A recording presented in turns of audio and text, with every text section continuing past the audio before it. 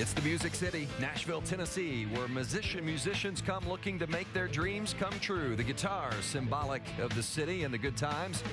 But Nashville has been on the rebound the past month after torrential rains and floods devastated this area. We're going to try to take their mind off it a little bit over the course of the next couple of days. We're at Nashville Superspeedway. It's practice for the NASCAR Nationwide Series race at Nashville. First practice already under our belts here this afternoon, and we're getting ready for this final practice prior to tomorrow's qualifying and the race. During the first practice today, here's a look at the top 10 speeds. Jason Leffler, Trevor Bayne, Reed Sorensen, a former winner here. Justin Allgaier has been to victory lane this season. Mike Bliss in the 33 for Kevin Harvick this weekend. But there's somebody missing in that rundown, and that would be the points leader, Brad Keselowski. Keselowski driving that 22 for Roger Penske, was qualifying the Cup car up at Pocono and helicoptered here today. 4 drivers doing the double duty, but Brad K, the only one that's come back here to Nashville to get in the Nationwide Series car. Hustled in. Always nice to have the golf cart ride, but before you get to the car, you've got to sign in, get your John Hancock down there, and officially become entered in the event, and hopped in that 22, Dale Jarrett. It didn't take you long to get in. Made a quick change and got out on the racetrack for a few laps, a very valuable laps of practice. Look there, all of a sudden jumped up to 6th. That was on his first lap on the racetrack. He took that car up to 6th. So Brad Keselowski taking advantage of the opportunity to get in his car and get some laps here in the practice, and maybe he's going to be a little bit ahead of the game. And when it comes to the guys that are pulling double duty this weekend, along with Dale Jarrett, I'm Vince Welch. Thanks for being with us here in the pit studio as we get ready for the final practice here at Nashville Superspeedway. We talk a lot about opportunity at these standalone events, and well, for drivers in the Joe Gibbs camp like Brad Coleman or Matt DiBenedetto, maybe Taylor Malsom out of the Braun camp, those are the obvious ones in regards to new names, new faces in new places, so to speak, but also opportunity for some of these NASCAR Nationwide Series regulars, DJ. Yeah, it really is. We got a lot of young guys in some new equipment, but I want to look at some guys that were in the top 10 in practice speeds. Jason Leffler, Mike Lynette, and Stephen Wallace. These are young drivers that have an opportunity to get back to victory lane. Jason Leffler obviously has one, but the other 2 guys looking to get to victory lane. So I think this is a great opportunity for them to show exactly what they can do also. Well, all 3 of those drivers have had some success here at Nashville on the concrete. And, you know, it's not often that we talk about opportunity races for a guy like Carl Edwards, but he hasn't been to victory lane this season. Is this an opportunity race for Roush Fenway and Carl Edwards to finally get a win this season? Yeah, they've got to get some momentum on their side, and it's a great place. Carl's been very good, as we know, on the concrete surfaces, so he needs to get something going. He's not here for this final practice, but I think that they need to get this car ready and start cutting into that points lead that Brad Keselowski's built up. Carl Edwards has won here 3 times. There's another driver that's won here before at Nashville, and Andy Petrie is going to be embedded with his crew down there in the garage area as we get ready for this final practice. Andy? Yeah, Vince, I'm down here with the 27 Baker Curb team. Greg Biffle's been driving this car, and Scott Wimmer will be driving it this race. They're only about 30 minutes drive from here, but they are so motivated to do well here. They've, like I said, they do have a winning race car driver at Nashville, so they're going to put a big push on trying to get a win these next couple of races, just so they can try to attract a sponsor to replace this sponsor, Redman, that's on the car. They're going away after these next couple of races. We're going to take you under the hood. When they start making changes, we're going to take you right in there, show you how they're doing it. We've talked to the team. They're going to let us come in here, and if they go into the car, we'll go under with them, and while they get their car ready to try to win this race Saturday. Doc? Well, Andy, this weekend marks the second of 9 standalone races for the NASCAR Nationwide Series. Standalone means that the NASCAR Sprint Cup Series is elsewhere. They're at Pocono this weekend. And these races are, as you mentioned, a huge opportunity for not only the NASCAR Nationwide Series regulars, but young drivers coming into the series for the first time. As I counted a moment ago, there are at least 10 faces in new places here in the garage area. You mentioned that Brad Coleman in for Kyle Busch in the 18 car. Matt DiBenedetto in for the 20 car of Joey Logano. This car right here, it was the car that Kevin Harvick won with here in April, and that is Mike Bliss getting ready to climb in now for this final practice session. And folks, one of the real feel-good stories of the weekend involves a young driver, 21-year-old Coleman Presley, finally getting a great opportunity. In fact, it is a third-generation owner, Dale Earnhardt Jr., that has hired Coleman Presley to drive his car. Coleman will run the car here and at Kentucky next weekend. So Coleman will be in the 88 car here for the final practice session. And folks, the last time Dale Jr. hired a third-generation driver who was really hungry, his name was Brad Keselowski. And you know how that one turned out. Shannon? Yeah, Doc, Brad Keselowski certainly made a name for himself in this series and the Cup Series since winning his very first nationwide race right here at Nashville back in 2008. And while Brad Keselowski's always fast at this racetrack, one driver you want to keep your eye on is his Penske Racing teammate, Justin Allgaier. Allgaier's in a unique situation over the next 3 standalone events to really gain some points. That's because he's 5th in the standings, and the drivers who are 1st through 4th are either taking a couple weeks off or flying back and forth from one track to the next, pulling double duty. Allgaier does not have those distractions. He has 2 jobs: set this number 12 car up and get it to victory lane. Vince? Of course, racing the focus for all the teams here this weekend at Nashville, but this area has really been hit with some serious devastation. In the beginning of the month of May, had unbelievable rainstorms came through the area, and we're talking about, as you see, 13.5 inches of rain. Now, the Cumberland River rose 12 feet above the official flood level. And the devastation is, it's just unbelievable. When you talk about the damage is done, almost $2 billion in estimated damages, and displacement of homes, 16,800 homes, representing 40,000 people that, as you see, some of them just had to pick up their bag, and literally that's all they had to carry away. The Grand Ole Opry, the Country Music Hall of Fame, LP Field, all affected by the floods, but they call it the volunteer state, and more than 15,000 people have volunteered more than 66,000 hours to start putting it all back together. We hope to have some fun and take their mind off it in Nashville. NASCAR Nationwide Series Final Practice is brought to you by Pennzoil. Feel the clean. Here he comes back to the line. And Greg Biffle wins his first NASCAR Busch Series race. Jason Leffler has enough fuel to go the distance and score his first NASCAR Busch Series win. Checkered flag for 19-year-old Reed Sorensen as he picks up his first career NASCAR Busch Series victory. Clint Boyer will win. He seats the checkered flag for the first time in his career. First-time winner, Brad Keselowski. This is it. This is what I've been dreaming of my whole life. What an opportunity racetrack this has been. 7 first-time winners here at Nashville Superspeedway in the 18 races that have been held here back to 2001. And could this young man be the 8th first-time winner?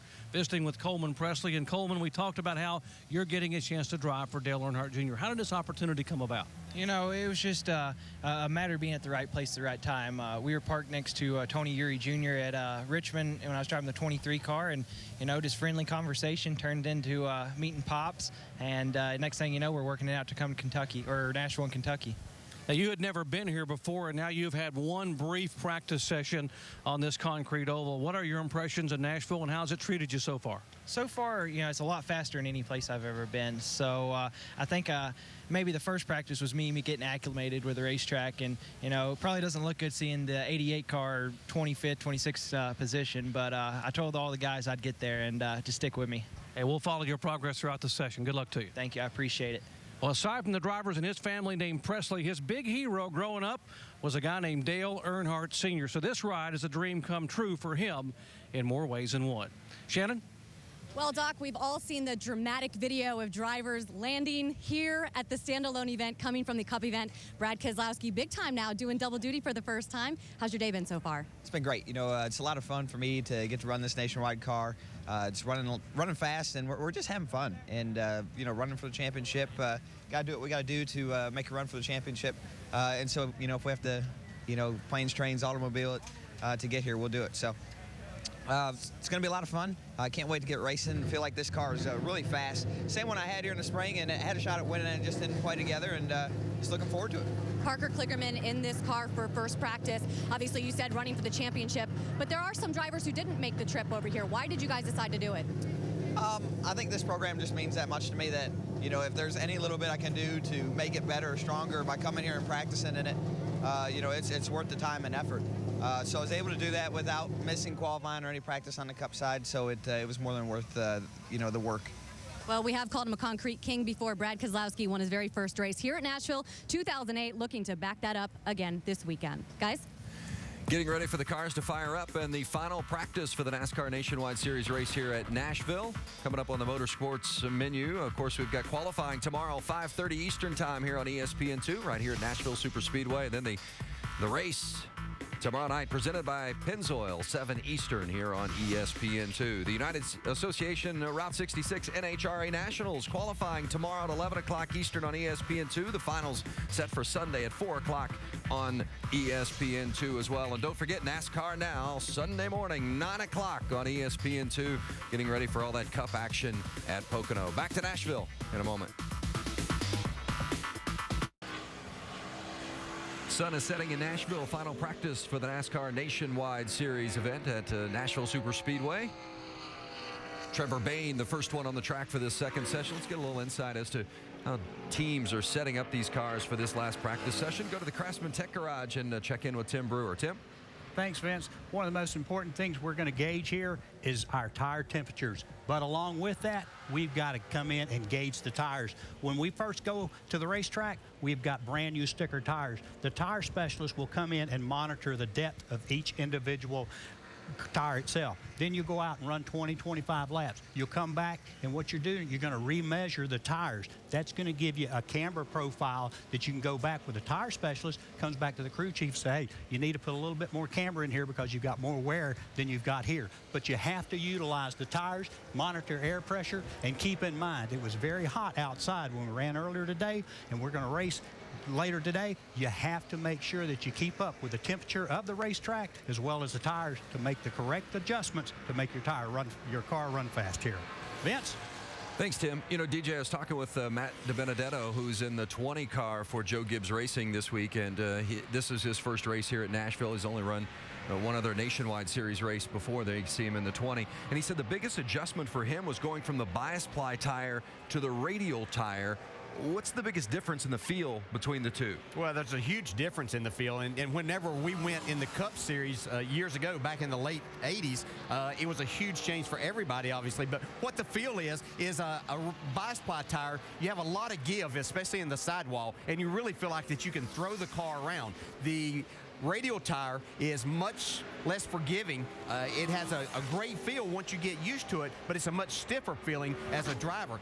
Now, it will help you drive the car more like a go-kart, but you have to really be careful not to get yourself really out of contention and not knowing what changes to make to your car just because of the stiffness of that sidewall.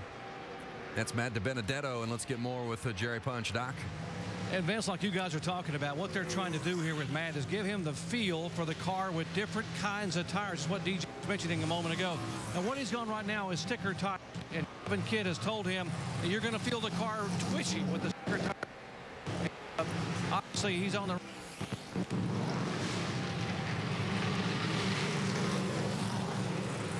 Some technical problems down with Dr. Punch's mic. We'll get more on that in a moment. The 38 right now atop the speed chart. That's Jason Leffler. Trip Bruce, the crew chief for this car now. They've made a change in recent weeks, and they've had a little pickup in their performance. Yeah, Jason's really looked good these last few weeks, and he was second quickest in that first practice session, but in the last 9 Nashville races, he's got no top 10 starts, so this would be something welcome for them. They've had to come from the back doing this most of the time, so nice to see Jason and this team really getting things together. Well, last time we were here, he got parked by NASCAR and got put on probation for 3 races, so I know he wants to go further in the race this week. Let's get more on Leffler in the 38, Shannon Spake. Jason Leffler, very fast car here this weekend. He was on top of the speed charts the entire first practice that we've had here so far today. You guys were mentioning Trip Bruce as the new crew chief. Leffler, however, gives a ton of credit to the team because Bruce only shows up to the racetrack on the weekends. He's here for practice, qualifying, and of course the race. It is the team's responsibility, the car chief and the other guys that work back in the shop to set this 38 car up. And like you guys said, over the past few weeks, Jason Leffler has really come on strong. It's been a great 4 weeks for this team.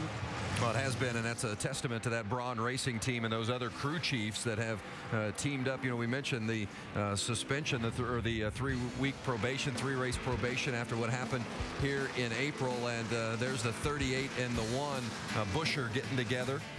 Yeah, it just looked like a racing accident there. The 1 got loose, and unfortunately, Jason Leffler was on the outside of him trying to go around. And Jason didn't take too kindly to that. He thought maybe that that could have been avoided. He decided to a little bit of payback here as they came out of turn 4. I think that was a lot of payback. Well, you know, sometimes you just feel like as a driver, you kind of have to take things into your own hands. You're upset and mad because you've had a good car and a good weekend possibly taken away from you. You know, we talk about that throughout the course of this season on various levels, whether it's nationwide or the Sprint Cup. As a driver, did you feel like you had to do it, almost like the pitcher that has to hit the batter from the other team after one of his guys have been plunked? Yeah, sometimes you just have to do that. You know, you just have to take it, and you're upset. It's kind of the heat of the battle. If you had time to settle down and think about it, you probably wouldn't do it. As we see Brad Keselowski here now, he's in third quickest on the charts right now, getting some laps into the car. Oh, this is perfect. You fixed exactly what I was talking about on the throttle.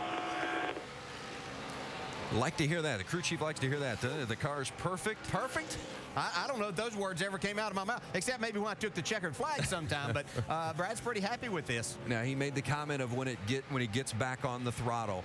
Here, what's key in getting through these corners? Yeah, I never raced here, but the biggest thing to me was that you have to be careful not to overcharge the corner, so you really want the car good driving up out of the corner. That's where you're going to make your passes anyway. So Brad's happy with his car when he gets back on the throttle, and that's where he'll be able to go good. And if he has to pass anybody, that's where he'll utilize that. What have you seen from Brad Keselowski? Earlier we saw the celebration when he won the race here. How has he progressed over the past couple of years, not just with the wheel in his hand, but maybe between the ears too? Yeah, I just think you see a maturity, you know, and a confidence level too. When he came in, I think he really felt like that he could drive these cars, but he had to go show and get the job done. And what I see is someone that communicates really well with their crew chief and does a great job on the racetrack. You found him getting into some situations earlier in his career, but now you don't see that happening quite as much. And conversely, that's why he's on top of the charts as far as points go right now. Remember when we were here last time in April, of course, Kyle Busch was, you know, at times is the man to beat. Harvick was the winner that day, but look at Brad Keselowski fighting his way through the traffic. And you know you've got a good race car when you can put it anywhere you want. Inside, outside, it didn't matter. On his last restart, he was down to business. He just really took things into his hands right here, and you can see him just dicing and going 3 wide, which you don't see a lot here, but really utilized those tires and came out with a good run. That move where he sliced from the top to the bottom and passed about 3 cars, I think they'll be showing that one on all the highlight films with Nationwide Series action. Yeah, and that's a driver having a lot of confidence in his equipment, and that's really fun as a driver when you get cars like that. It's been a good season so far for the Penske group. Justin Allgaier and Brad Keselowski, they've completed all but 1 lap all season long.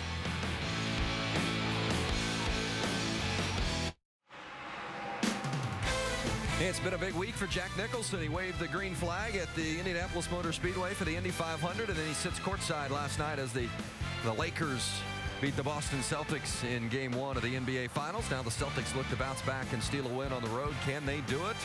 The NBA Finals Game 2 on ABC Sunday, 8 o'clock Eastern.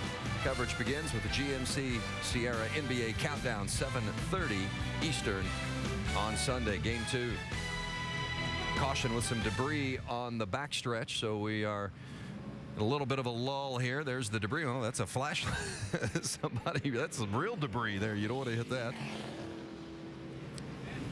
You see the 43 fixing a little bit of damage. You hate to see that because Scott Lagasse Jr. had just laid down a fast lap, DJ. Yeah, and this has been a good racetrack for him. He's been here 3 times and has 2 top 5 starts.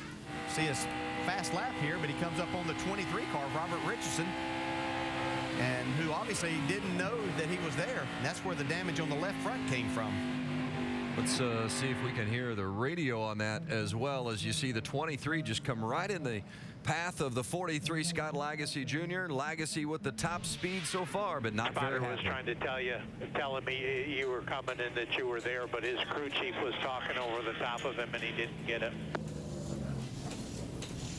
Well, a very fast lap for the 43. Scott Lagasse down here with me now. We heard the radio, but what happened? Walk me through what happened on the racetrack. I wish you didn't hear the radio. I was a little frustrated, but I don't know, real good race car. We just passed on a slow car on the straightaway, and his spotter never told him we were there, and he ran us into the wall. So fortunately, it just knocked the left front fender in a little bit. The guys can fix it, but really good race car. We've been fighting tight all year, and they kind of threw an oddball setup at this weekend.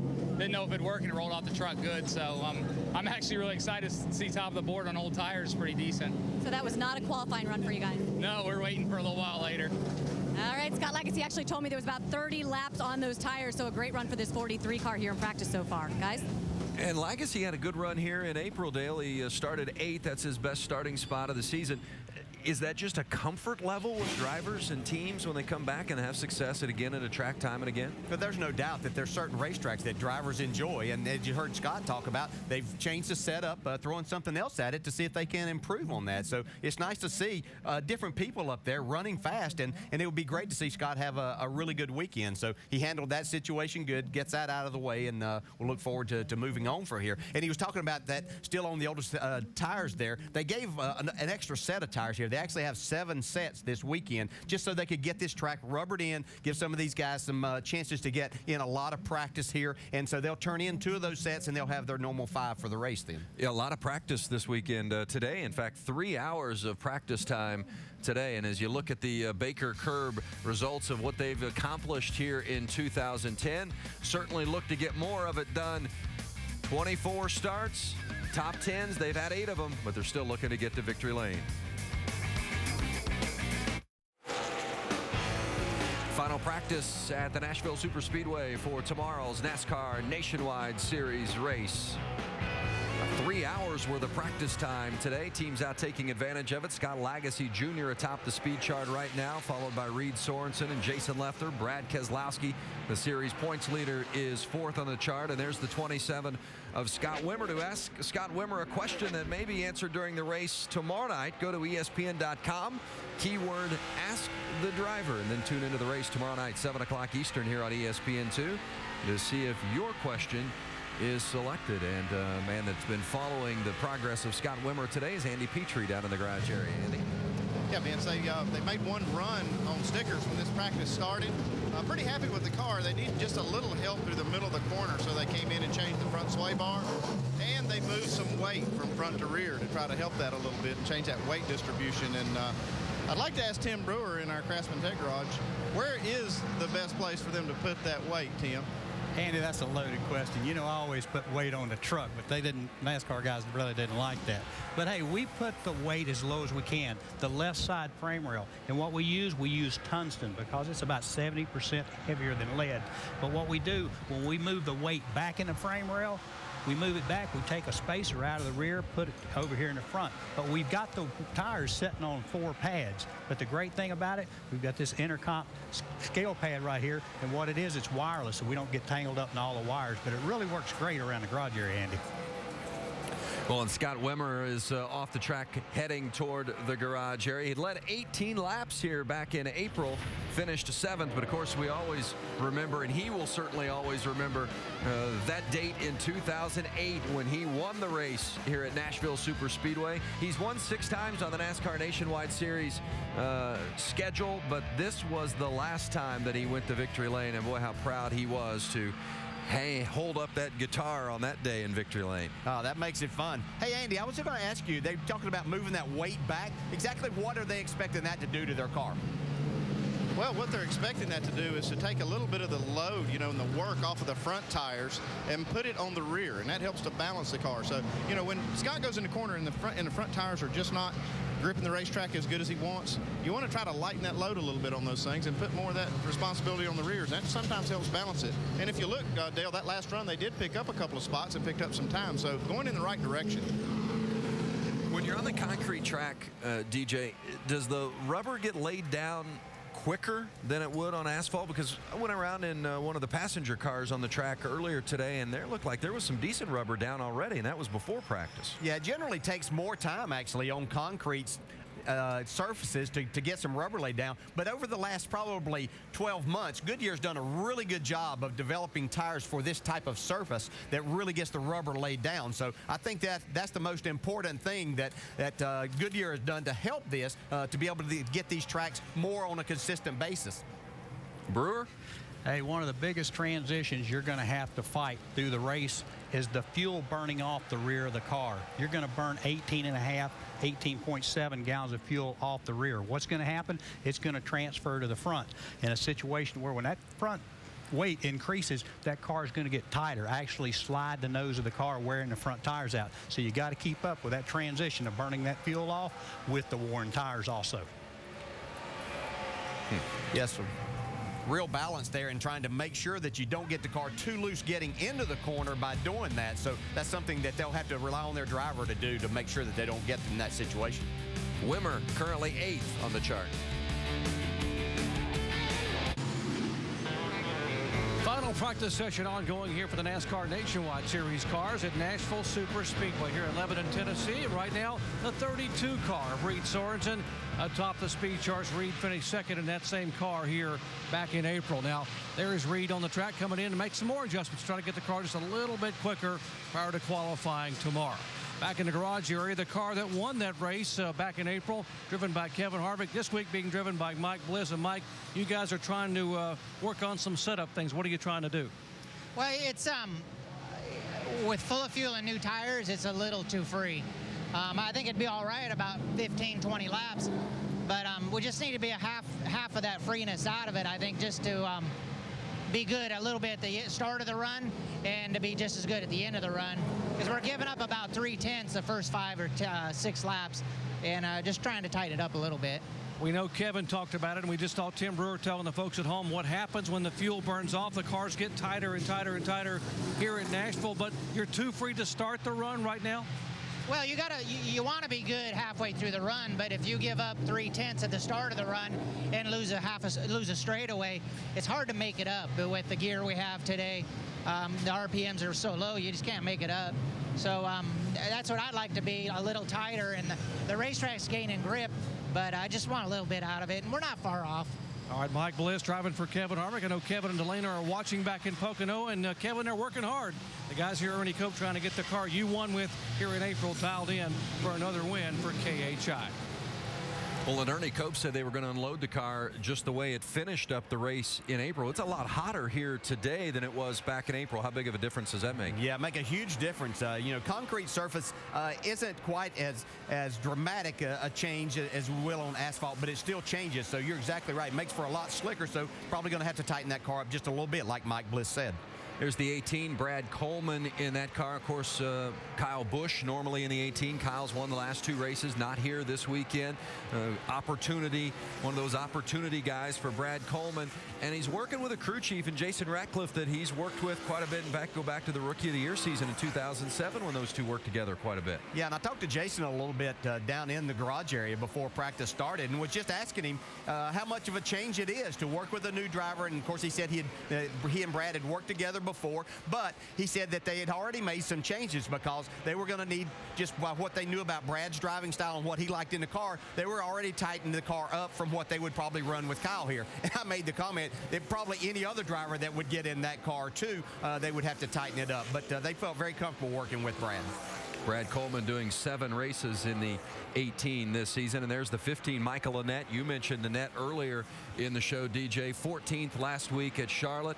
His best finish this season, 9th right here at Nashville in April. Yeah, I really like this young man as a driver. And I think just as he gets more time and this team works together more with him, that we're going to see better things. And these next couple of weeks are great opportunity weeks for him to show, see if he can get up into the top 5. And once you get there, you never know what may happen. Pilot Travel Center is his title sponsor, and they're headquartered in Knoxville. So this is a big race for them for a variety of different reasons. And they're really, I mean, that plays into it a lot. When you come to a race where your sponsors are headquartered in the area that they're from, that makes it a little more important, doesn't it? You know it does. And, you know, you say, well, you try your hardest every single week. But, you know, I know when I was racing, I looked at certain races, and when we'd go to Michigan to race with the car manufacturer, you put a little bit more towards that. And so you want to do well in front of your hometown fans and your sponsor. Yeah, I think you always try as hard as always, but you just hope that it works out for you on that day. Trevor Bayne in the 99, and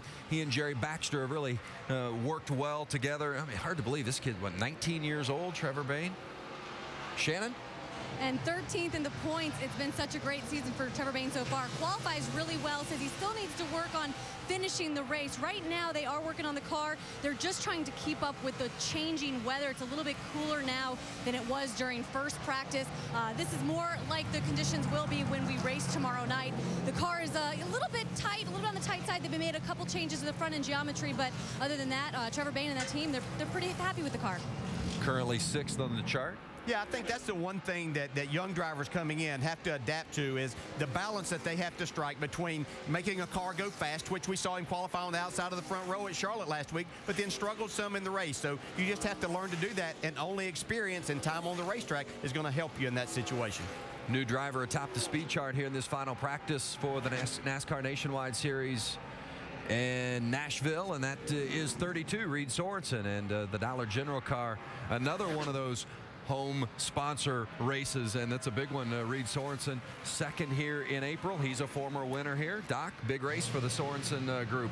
Absolutely. Their sponsor based in Goodlettsville, Tennessee, as you mentioned there, Vince. And Reed Sorensen finished second back in April here and thought he might have had the car to run Kevin Harvick down, but he ran out of laps. The car got better and better. They've been working on this car. They changed the right rear spring to see if that would work in helping it turn in the corner. He said it makes it feel better, but it's really, really hard on the tires here. And DJ, you mentioned how tough this concrete racetrack can be. On long runs like we had in the spring, if you wear out those tires, you're going to be a sitting duck out there in terms of being able to hold your position. Yeah, Doc, you're right. It's really a balance that you have to strike between what feels good and makes your car go a little bit faster, but is it going to abuse those tires? Because it does no good unless you get down to a really short run at the end of the race. So that's what the driver and the crew chief have to decide. It's been a good combination, Trent Owens and Reed Sorensen on that 32. They've put up good results, 12th or better in I think 7 of the 8 races they've run this season. There is the 88, and that's Coleman Presley.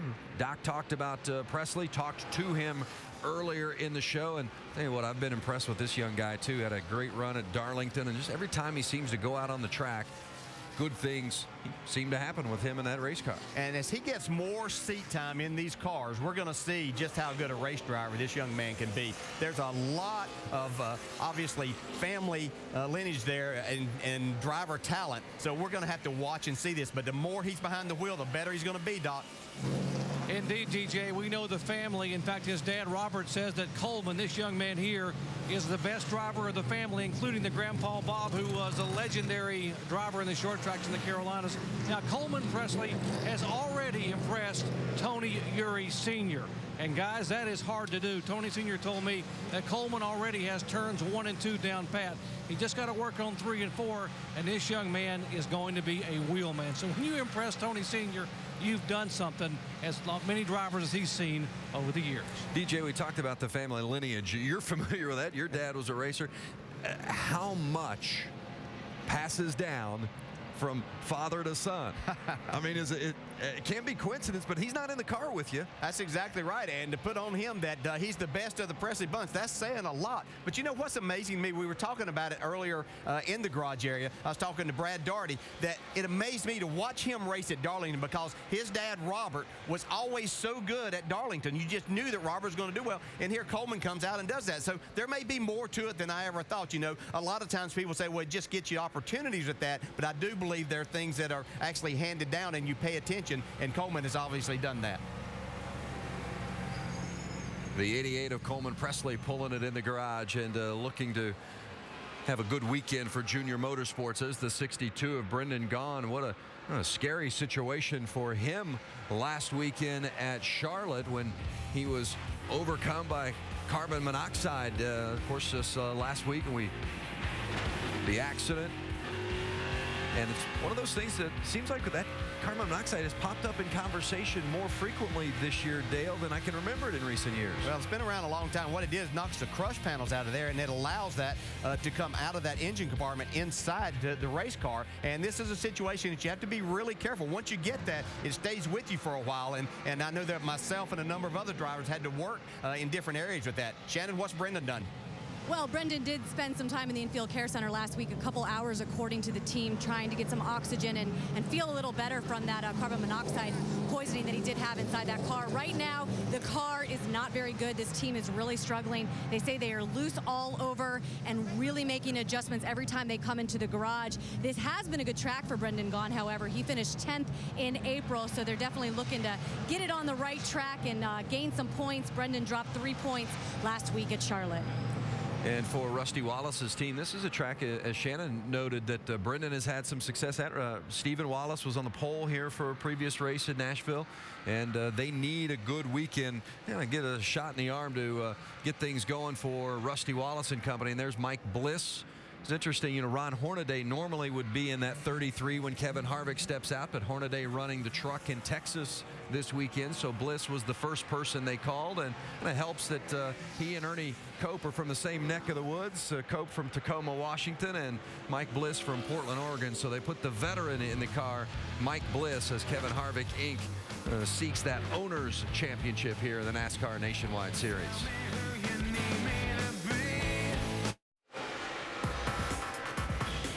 NASCAR Nationwide Series qualifying tomorrow here on ESPN2, 5:30 Eastern, and then the NASCAR Nationwide Series at Nashville, presented by Pennzoil, 7 o'clock tomorrow night, 7 o'clock Eastern here on ESPN2. United Association Route 66 NHRA Nationals coming your way tomorrow morning. It's 11 o'clock Eastern time for qualifying. And then the finals, 4 o'clock Eastern on Sunday afternoon, both on ESPN2. And, of course, NASCAR Now, Sunday morning, 9 o'clock Eastern time here on ESPN2 to get ready for the Cup race at Pocono on Sunday. Kyle Busch, by the way, on the pole for the Cup race Sunday at Pocono. DJ, you were talking about the track rubbering in and the concrete and the Goodyear tire compound. This is the track now, and about 2 hours ago, a little under 2 hours ago, we saw the sun was out, but watch how the groove has changed and the rubber has gotten down over the course of the past couple of hours. Well, that's just dramatic difference and a perfect example of how good a tire Goodyear has. Now, that first set of tires these guys put on, it pretty much chewed the rubber off of those tires. That's why NASCAR was able to give them another set. And you can see now it's getting to what these guys like now, and they can adjust their cars to what's happening here. And by race time tomorrow night, maybe even a second groove? Yeah, that'd be great to see if we could get that second groove. We've seen that happen. We saw more passing on the outside here back in April than what we'd seen here in the past. So I think that we're in for a great race and two-groove racetrack. Justin Allgaier won earlier this season at Bristol. He's currently 8th on the speed chart, and he's got a birthday coming up on Sunday. And he said 24 years old. He said, I feel like I'm starting to get old. Yeah. You don't know what old is. Yeah, that's exactly right. He's got a long way to go. But he's got a couple, 3 starts here, 2 top 10 starts, and he finished 4th here back in April. So concrete surface is something he's adapted very well to. And what's impressed me most about Allgaier is that he has run every lap but 1 lap. He takes care of his equipment, and between he and Brad Keselowski, between the two of them, there's only gone 1 lap and completed, but he struggled a little bit the last half dozen or so. Yeah, they have, and unfortunately, I talked to him about that some, and he was saying, they were just trying some things. They started out really well. They wanted to progress a little bit, and some of those things didn't work at some things at times, but very impressive to watch him here in his second full season and how much better he is at finishing these races and getting the most out of his race car. And he finished 4th last week at Charlotte, so that's a nice shot in the arm, too, coming to a place that he's comfortable and familiar with. Yeah, it says a lot about this race team, and, Brad Keselowski might be having to battle his teammate for this championship. I think he was 29th the first time here, 13th the next time, and then 4th in April. And he said the cars have been good at each of those 3 events, but for one reason or another, they just didn't get the result we got. they wanted. Let's get a run or 2 in there with that rear bar. Are you good with that?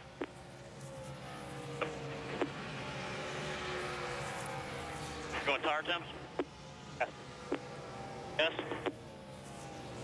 Communication with Stephen Wallace on the radio there. Yeah, talking about a rear sway bar that they're going to hook up and give that a try and see how that works for them. And how does that affect the car? Generally, what that does is stiffen up the back. Instead of putting stiffer springs, you'll put that bar on, and it'll actually stiffen the back, make that right rear spring a little bit stiffer too, and actually weakens the left rear spring, so it makes your car turn better. Now, Carl Edwards has won here 3 times, and he will run here tomorrow evening, but he's not in practice today. It's Eric Darnell practicing Carl Edwards' car, and Shannon Spake struggling a little bit, huh? Well, Vince, the speed is not there, but according to Drew Blickensterfer and the team, what this team is looking for is balance. They started this practice, the car was a little bit tight. They want to get the balance right because, as they just told me, when Carl gets in that car, they will find the speed. So they're happy with the balance. It's a little bit tight, just working on that. But they have a ton of faith in Eric Darnell. Darnell actually practiced this car for Carl Edwards in Milwaukee. Carl went on to win that race. It was the first win for Drew Blickensterfer as crew chief for Carl Edwards. So a ton of confidence in Eric Darnell, and they'll be fast when Carl Edwards climbs behind the wheel. What a difficult situation, DJ, I think it would be to be in the position of an Eric Darnell or a Landon Castle or a Colin Brown that are practicing the cars for the.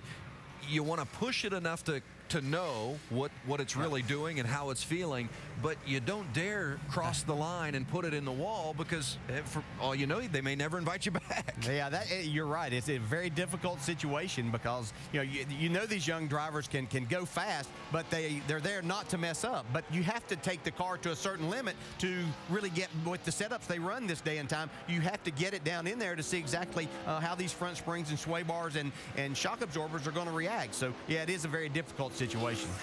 There's the 6 of Ricky Stenhouse. You talk about difficult situations. This team, the 6 and the 16, really both for Roush Racing, Roush Fenway. It's been a struggle all season long. And I don't, even though they had a couple of rookies starting the season, I didn't expect the struggles that they've experienced. Well, I think we've seen a little more struggle, and there's been a change in the 16 car. We've seen Matt Kenseth get in it. Now Brian Eichler's in the car here. So, Roush Fenway is really trying to see what the deal is. Do they need to make other changes? It's the drivers. They're giving them great opportunities here, but they have really struggled. Eichler ran 15th at Charlotte last week, so hopefully he can have another good run, keep this thing clean, and get it in the garage at the end of the day. Kenny Wallace on track 2, and we'll take a look at him as we go to break in Nashville.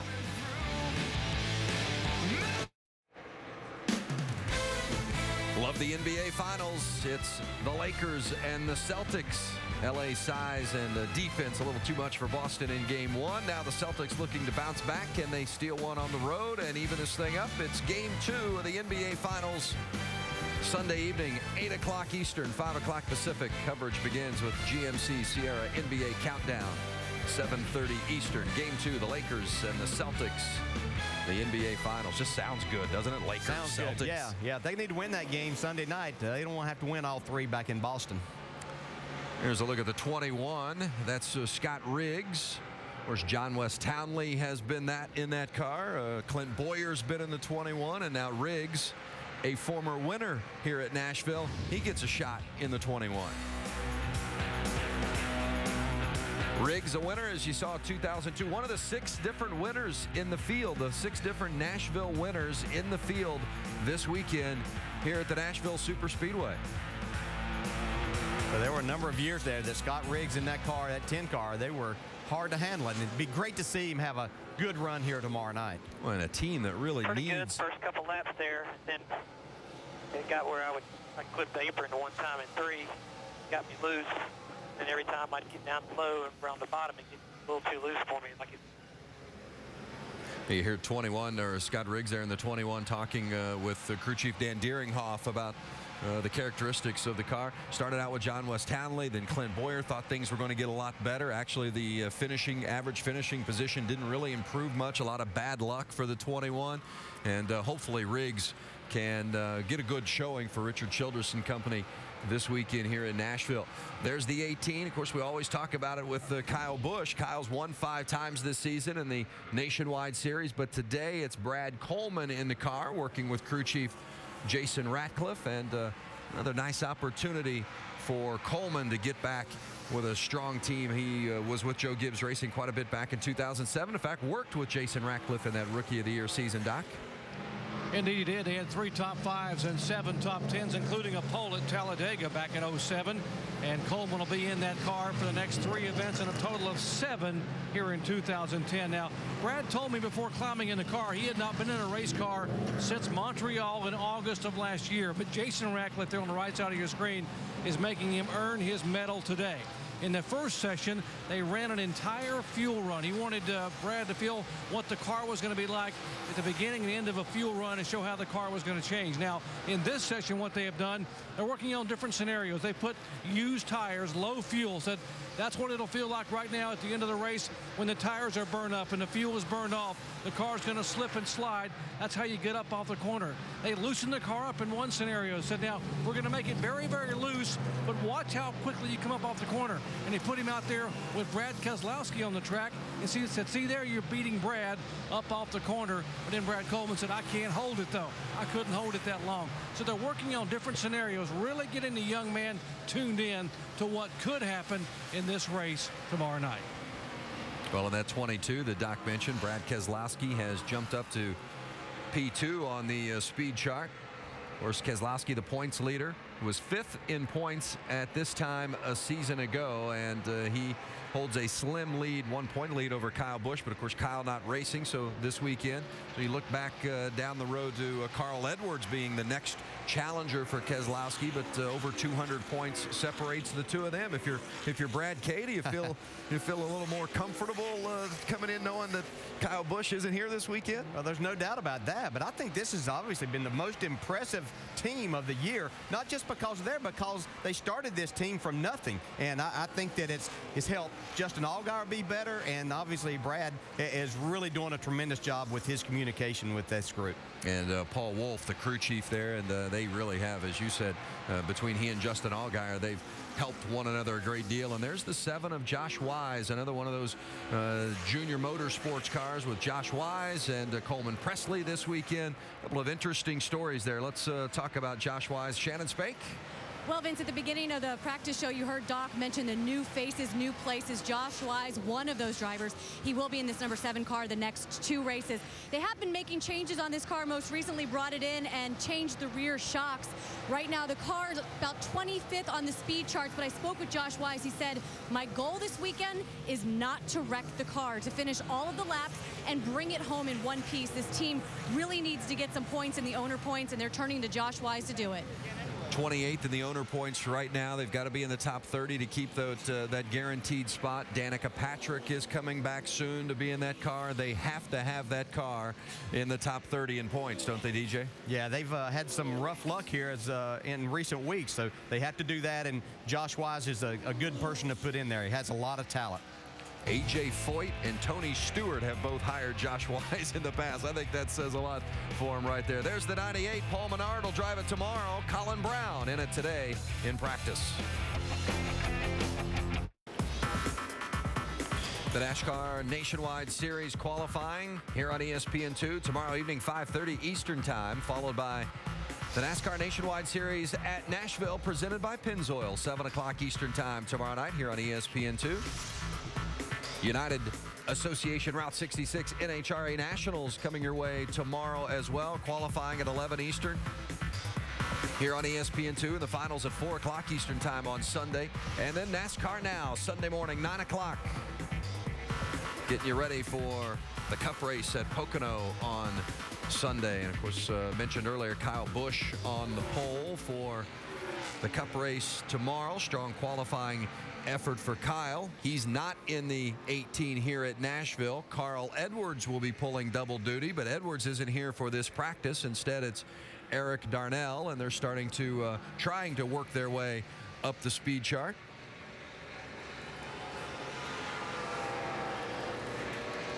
A lot of teams working in the garage trying to get that final adjustment made before the end of practice here this afternoon. Brian Scott is 5th on the speed chart, but a little bit of an adventure here.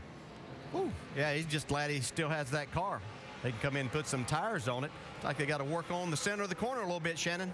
Well, guys, that was their mock qualifying run, and asked the team how the car was, and as you can imagine, they said loose. Loose in qualifying, good in race trim, so I'm sure they're going to want to work on that a little bit. Brian Scott, currently your leader of the Rookie of the Year points. He's 11th in the points, guys, and it's a good season for him, Rookie of the Year leader, and they're just looking to tighten that car up a little bit for the qual run. I really like what Braun Racing has done this season, DJ. I mean, they put some veterans together. They've got Brian Scott in there, Taylor Malsom running this weekend, Reed Sorensen, Jason Leffler. It just seems like they've got a good group of people led by those crew chiefs that kind of an all-for-one effort there. Yeah, we talk about all of those young guys there, and then we go to the other end of the spectrum with Morgan Shepherd, 67 years young. Experienced. Yes. Running pretty well here. Morgan's just trying week to week to make ends meet and get out here and compete as much as he can. There's a lot of people that have tried to help him along the way, and Morgan's just a really good person, and you have people like Kevin Harvick and Tony Stewart that have done all of that they can to try to help Morgan get to the track on a weekly basis with pretty good equipment. I think there's a lot of those stories that haven't been told about how some racers have helped other racers just to get to the track on a race weekend. Yeah, Morgan's 18th on the speed chart, so having a good night here in practice. He can still get it around there, can he? Yes, he can. It's amazing. Robert Richardson Jr. in the 23. That's Coleman Presley in the 88. Remember, Richardson Jr. and Scott Lagasse Jr. had a little fender rub earlier in the practice session. Yeah, Richardson still trying to get his car up to speed, as you can see there. Only 38 quickest here in this final session. Coleman Presley 20th on the chart. There's the 10 of Taylor Malsom that we were talking about earlier. One of those from the Kyle Busch Motorsports camp on the Camping World Truck Series side, getting an opportunity in Nationwide now. Yeah, another driver that people have a lot of high expectations for, and getting in a car here now that Jason Leffler over the last few weeks has done extremely well in. Regardless of how good you are, it does take time. Getting in a new car with new people, getting the communication lines there, everybody being on the same page. But see a little bit loose right there as he tried to go back to the throttle. Attention getter. Well, and it's all new for him. This is his first Nationwide Series race ever. So going from the truck to the car is one thing, but coming to the concrete track here at Nashville, first time in the Nationwide Series car. It's a good thing you got a good team like Braun Racing behind you. Yeah, and then we throw all the expectations at because he's with a team that has progressed well and done some really good things. At least he's going to get a chance. He'll have a schedule for 13 races with Braun. I think that's such a benefit when you know you've got more than one race. That's such a pressure-packed situation when you're a young driver and you get one shot at it. Yeah, the worst thing is that, as you said, just as you said there, you're getting one shot. You try to do too much, more than what the car's capable at times, and you're just trying to make such a huge impression. He does have some races to get this done. He can take his time, get comfortable in the situation, and then show as the progression. And that's what they're looking for, is does he improve week to week, and his communication lines getting better from week to week. That's Taylor Malsom in the 10, so we'll keep our eye on him and see how he progresses as this practice session starts working its way toward the close.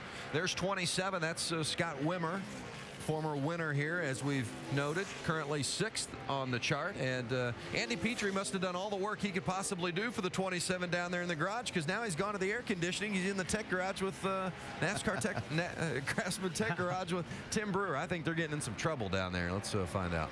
Me and Petrie get in trouble? Unheard of. But anyway, I don't mind sharing my air conditioning. You got it made down here, Brewer. It's hot down there. You moved up in the world. I'll tell you what we've been doing down there in the 27 garage. I've been watching all the changes they've been making, and they started at the front of the car.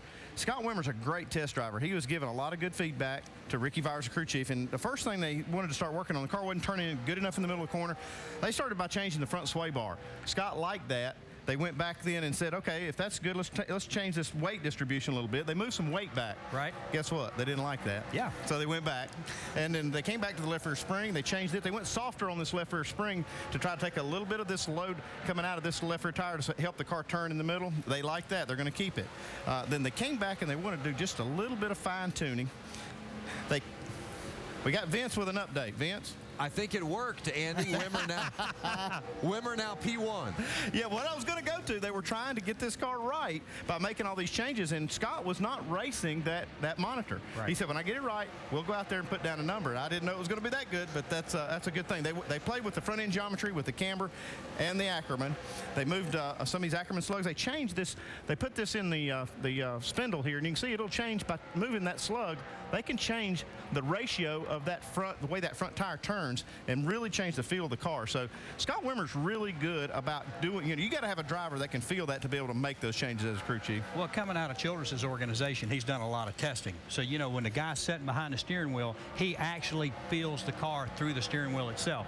If you put resistance in it, he can tell you that it snugged the car up. But like I said, when he takes that left rear spring and makes that car respond, that tells me that the car is going to have a little bit of adjustability for the race. Yeah, but you know what? A race car driver can make a crew chief look real good. All right. Hey, spend your money. If you got a good sponsor, buy you a good race car driver. That's right. Vince. I'm surprised those guys weren't saying that the crew chief's the one that makes the driver look good, DJ. I thought we're going to have to get a replay on that. I wasn't sure I really heard that. That's especially coming from those two. Now, look at this.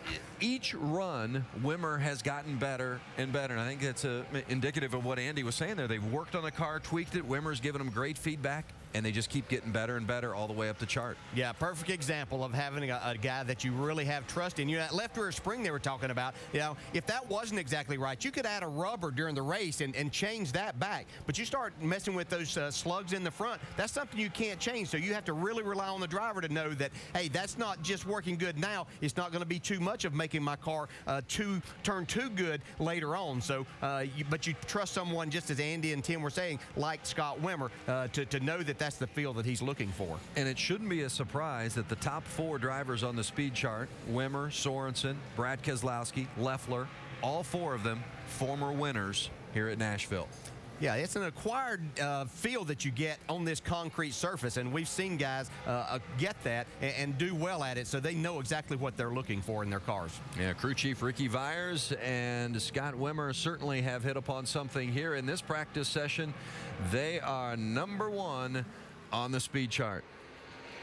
Jeff Green trying to work his way around the concrete 1.3-mile track as well. Currently 39th on the chart here at Nashville. We're in the great city of Nashville for NASCAR Nationwide Series racing, and if you've never been to Nashville, encourage you to make a visit. Great place to come and have a good time, but tell you what, they've had some tough times over the course of the last month, but they are rebounding into Music City, and downtown is open again. Let the party get underway, and we hope to have some of that right here tomorrow in the NASCAR Nationwide Series race. But right now, the final 10 minutes of practice have been 3 hours worth of on-track time here today at Nashville Superspeedway. There's Mike Bliss in the 33 running for Kevin and Delana Harvick this weekend, and maybe a little bit of a wake-up call here. We heard Mike talk about his car was loose. Now, as these guys start putting tires on to make mock qualifying runs, and we've seen more and more of this, so they'll go back and make some adjustments, see if they can tighten that thing up before they have to qualify tomorrow afternoon. It's a team that Kevin has decided to go with the veteran driver when he's not in the seat. A lot of the teams, Dale Earnhardt Jr., Junior Motorsports, with Coleman Presley and Josh Wise in the 88 and the 7 this weekend. But KHI, either Hornaday or Bliss in the car for them on those races where Kevin's not around. Yeah, I think Kevin and Delana have their sights set on winning this Owners Championship, and so they're going to put drivers in there that they feel really comfortable that are going to go out there and get the most out of these cars. They know that they have winning cars. They want to keep it up there for when Kevin comes back and takes over pretty much full time after that. Kevin, of course, won this race in April. Let's go back downstairs, and Baker Curb, of course, one of the big stories here in Nashville, and check in with Jerry Punch. Doc? And Vince, Nashville-based team, and Gary Baker is a co-owner along with Mike Curb of the Baker Curb team. And Gary, we were talking about how close you guys have come to winning this year and how hard you're working now with Wimmer atop the speed charts. What's the situation on sponsorship? We heard you had this race and next race, and then it could be it. Well, I'm afraid you heard it exactly right.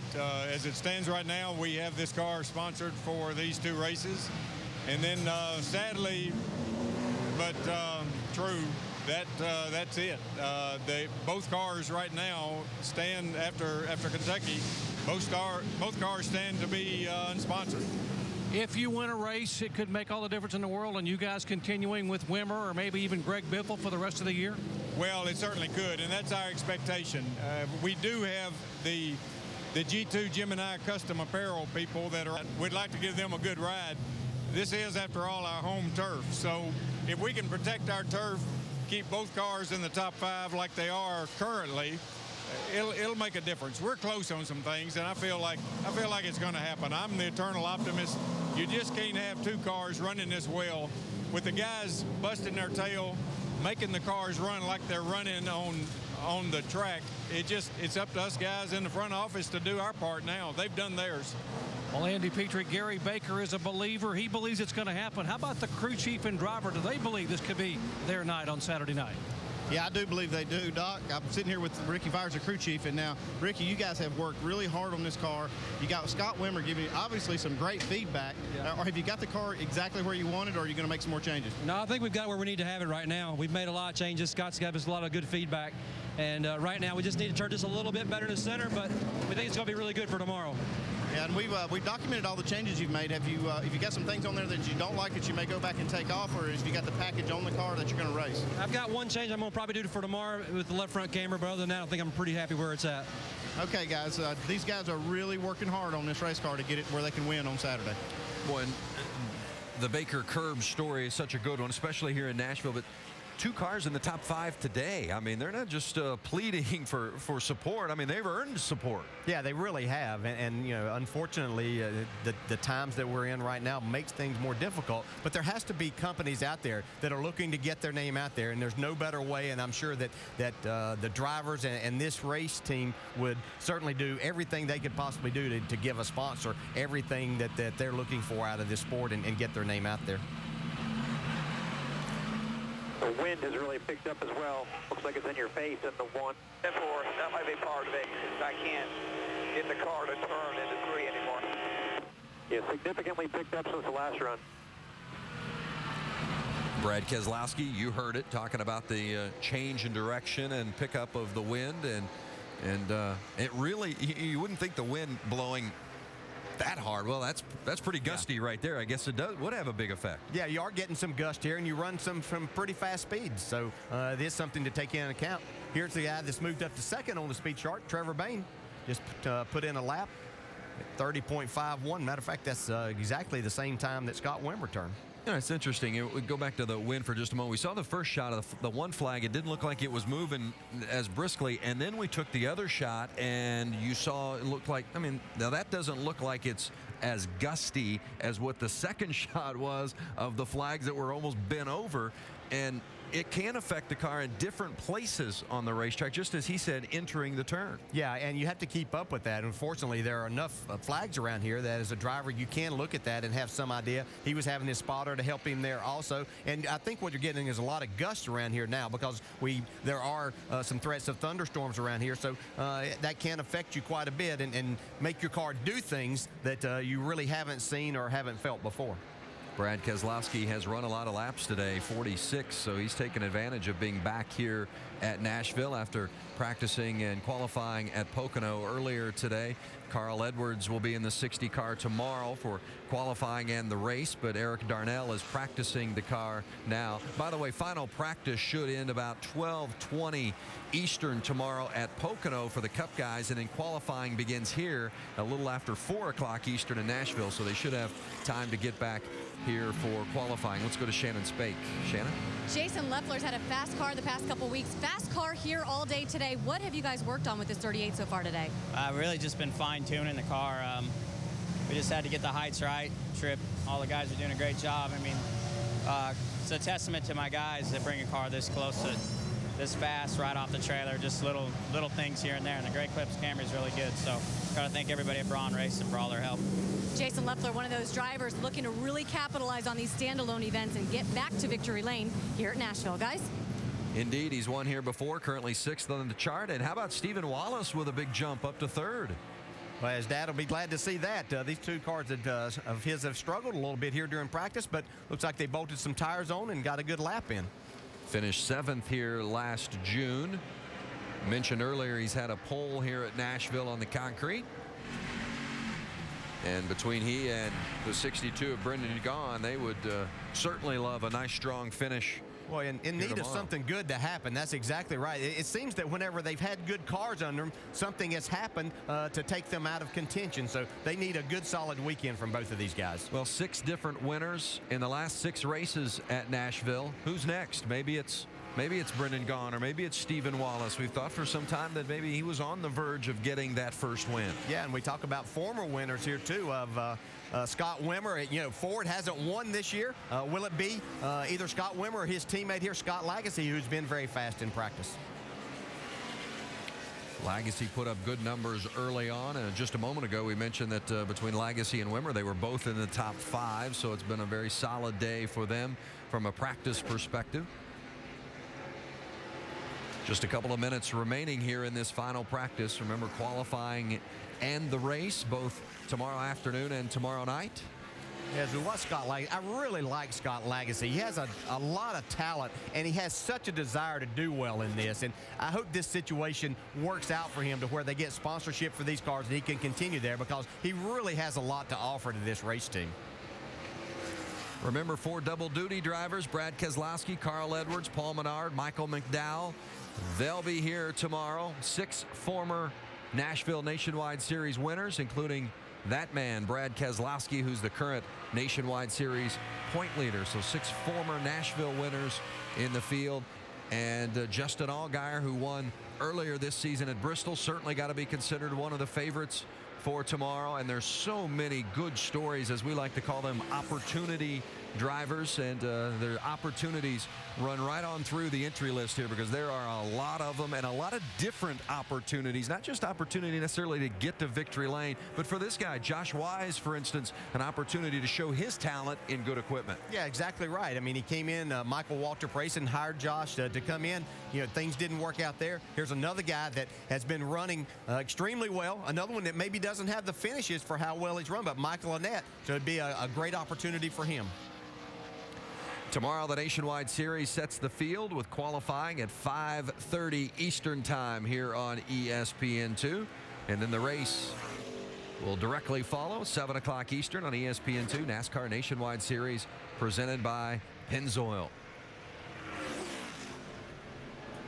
Coming up next, who's number 1 greatest knockout? Stay tuned. Scott Wimmer on top of the speed chart. Trevor Bayne is 2nd. Stephen Wallace is 3rd on the chart. Reed Sorensen 4th. And Brad Keselowski filling out the top 5. There's Stephen Wallace. Maybe he gets his first NASCAR Nationwide Series win here tomorrow in the Music City. Practice is officially over here at Nashville when the flag flies, and there it goes. This has been a presentation of ESPN, the worldwide leader in sports.